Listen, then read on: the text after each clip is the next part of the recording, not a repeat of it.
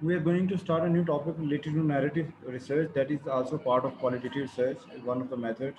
of qualitative research, where we basically emphasize on narration of data of the respondents as collected by them, collected from them. तो इसमें हम देख सकते हैं that narrative research is basically has its roots in different humanities disciplines and focuses on stories, spoken or written, told by the individuals about their lives. तो narratives में बेटा हम ज़्यादा फोकस करते हैं मैक्सिमम डिटेल इन्फॉर्मेशन पे that may be in term of narration of stories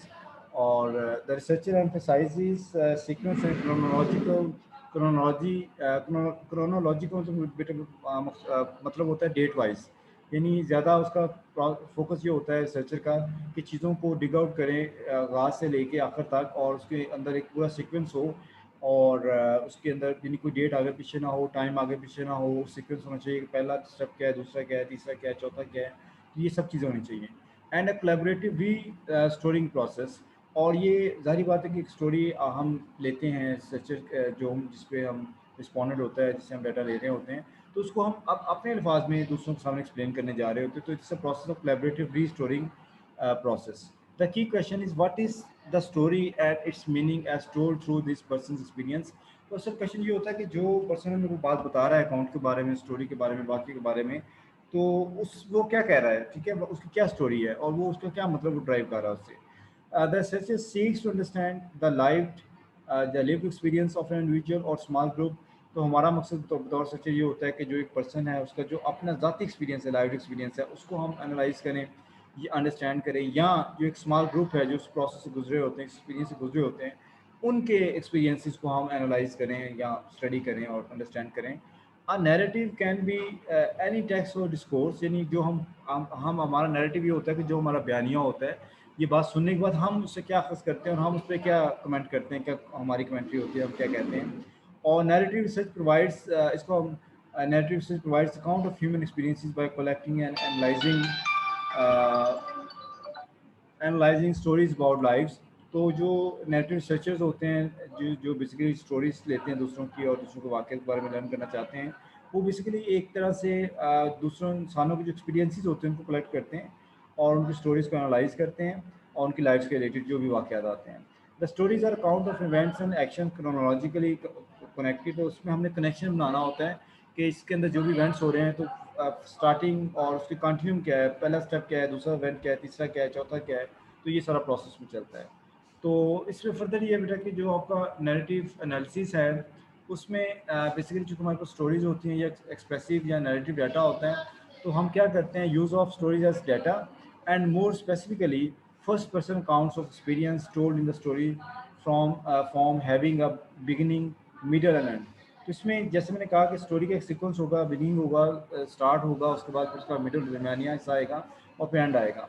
other terms of the stories biographies हो सकती हैं जिसमें मैंने शुरू में क्लास में बात की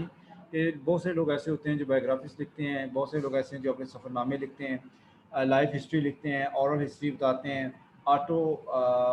ऑटो एथनोग्राफी होती है एंड ऑटो बायोग्राफी होती है तो ये लोग जो होते हैं वो ये सारी चीज़ें बुक्स की फॉर्म में वोकल फॉर्म में वीडियो फॉर्म में ये चीज़ें एक्सप्रेस करते हैं और वहाँ से हमें फर्स्ट हैंड या सेकंड हैंड डाटा से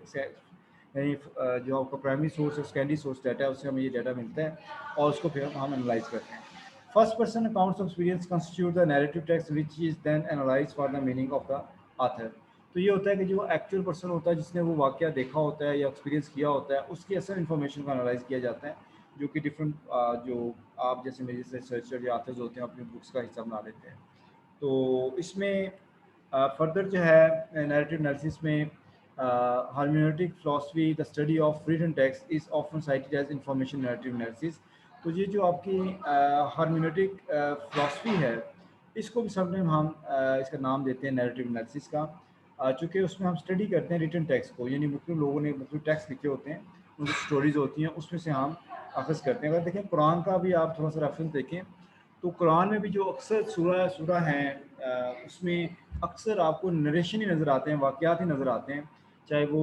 बनी नू इसराइल के बारे में है चाहे वो मुख्तलिफ़ अक़वाम के बारे में जो इस्लाम से पहले गुजर चुकी हैं उनके हालात और वाक़यात जो कुरान के अंदर नैरेटिव फॉर्म में हमें नज़र आते हैं और उससे हमें एक अंडरस्टैंडिंग دی جا رही ہوتی ہے مختلف پیغمبروں کی اسٹوریوں سے اور مختلف قوموں کی اسٹوریوں سے, اور اس میں ہمیں یعنی غور و خوض کرنے کے لیے کہا جا رہا ہوتا ہے. تو focuses on the interpretation meaning in stories. تو ہمارا مقصد ہوتا ہے کہ ہم فوکس کریں جو ایکچوئل اسٹوری ہے اس کو انڈرسٹینڈ کرنے کے لیے اور اس کے میننگ ڈرائیو کرنے کے لیے, اینڈ ادر ٹیکسٹ اس کے ریلیٹڈ جو بھی ادر ٹیکسٹ ہو, in order to make sense interpret the text, تاکہ ہم پراپرلی اس ٹیکسٹ کو کنٹیکسٹ کو سمجھ سکیں. Important in gathering the meaning intended to be communicated by the author. تو یہ بڑا ضروری ہے کہ جو آتھر جو اس کو ایکسپلین کر رہا ہوتا ہے, نریٹ کر رہا ہوتا ہے, لکھ رہا ہوتا ہے, اس کی طرف سے یہ ایک واضح چیز نظر آئے کہ اس نے یہ کوشش کی ہے کہ جو اس نے جو بھی کمیونیکیٹ کر رہا ہے, جو اس نے ڈیٹا میننگ کنیکٹ کیا ہوتا ہے, اس میں اس چیز کے بارے میں کلیئر ہو. Allows text document to be place in the accurate historical cultural reference, کہ وہ جو ایکچوئل واقعات ہو چکے ہوتے ہیں اس کے ایکچوئل کنٹیکسٹ میں جا کے چیزوں کو ایکسپلین کرے, تاکہ ریڈر کے مائنڈ میں کوئی اس طرح کی ایمبیگوٹی نہ ہو, اور کوئی یعنی اسٹیگرڈ قسم کے جو کنسیپٹس ہیں یا کویشچنز ہیں وہ نہ ہوں, بلکہ ریڈر بھی فوکس ہو اور ریسرچر بھی فوکس ہو, تو پھر اس چیز کا مزہ آتا ہے. دین بیٹا ہم دیکھ سکتے ہیں نیریٹو انالیسس میں بھی اپروچ تھرو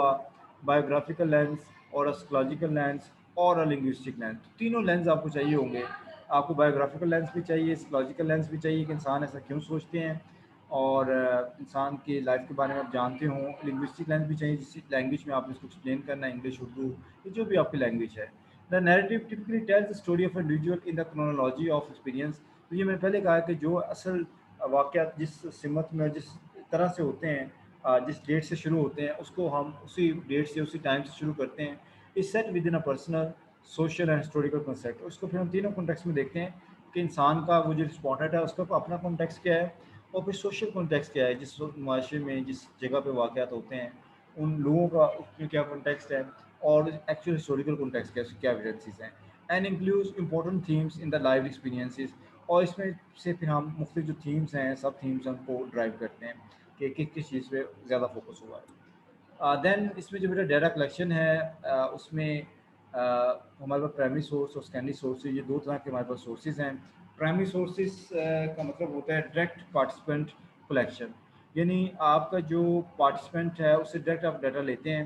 اور جو کہ ایکچولی جس نے ایکسپیرینس کیا ہوتا ہے, جو اس واقعے کو